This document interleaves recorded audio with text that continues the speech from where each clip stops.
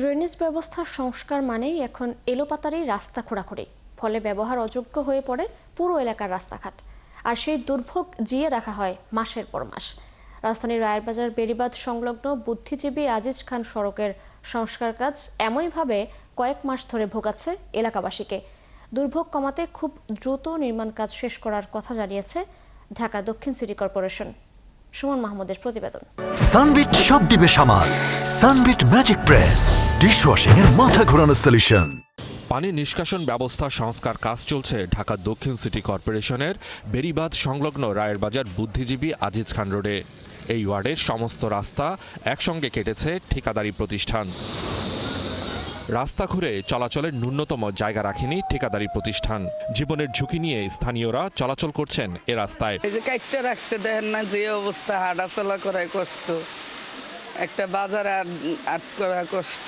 একটা নর্মাল মানুষের হাইটে যেতে কষ্ট হইতেছে, আর এই জায়গায় যদি প্রেগনেন্ট মহিলা হয় সেই জায়গায় তো প্রশ্নই আসে না ওইরকম কিছু আপনার। আর বৃদ্ধ মানুষও যেতে আপনার অনেক কষ্ট হইতেছে। বাসার থেকে বাইরের সময় এই রাস্তা দিয়ে হাঁটা যায় না, হাঁটতে গেলে পড়ে যাই। যে পাইপ বসানো হয়েছে পানি নিষ্কাশনের জন্য তার অর্ধেকের বেশি ভরাট হয়ে আছে বালু আর আবর্জনায়। নিম্নমানের কাজ হচ্ছে বলে অভিযোগ করেছেন স্থানীয়রা। পানি নিষ্কাশনের জন্য যে কাজটা করছে এটা যদি সম্পূর্ণভাবে না হয়, পরবর্তীতে রাস্তা করার পরে আবার দেখবেন যে এই মাটির কারণে পাইপটা ভরাট হয়ে গেলে এই পানিগুলো আবার হচ্ছে রাস্তার উপরে জমবে। তবে কাজ কবে শেষ হবে তা জানেন না এলাকাবাসী।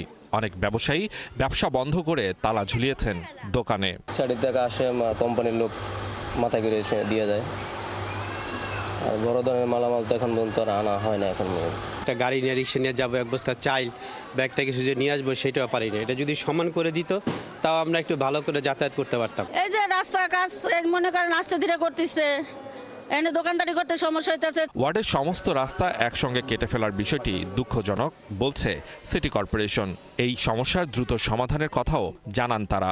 আমাদের প্রকৌশল বিভাগকে আমাদের পরামর্শ আছে যে যখনই কাজ হাতে নেবে তখন বিকল্প মানুষের চলাচলের জন্য রাস্তা থাকে, কিন্তু অনেক সময় ওইরকম অল্টারনেটিভ ব্যবস্থা না থাকাতে অনেক সময় কাজটি করে থাকে। বাট লোকদের সাফারিং হচ্ছে ঠিকই, কিন্তু আমরা এর বিকল্প কোনো রাস্তা আমরা দেখি নাই। তো সেই প্রেক্ষিতে আমরা যত দ্রুত সম্ভব এই কাজটি শেষ করার চেষ্টা করব। রাস্তা সংস্কারের সময় যাতায়াতের জন্য ন্যূনতম সুযোগ রাখার আহ্বান স্থানীয়দের।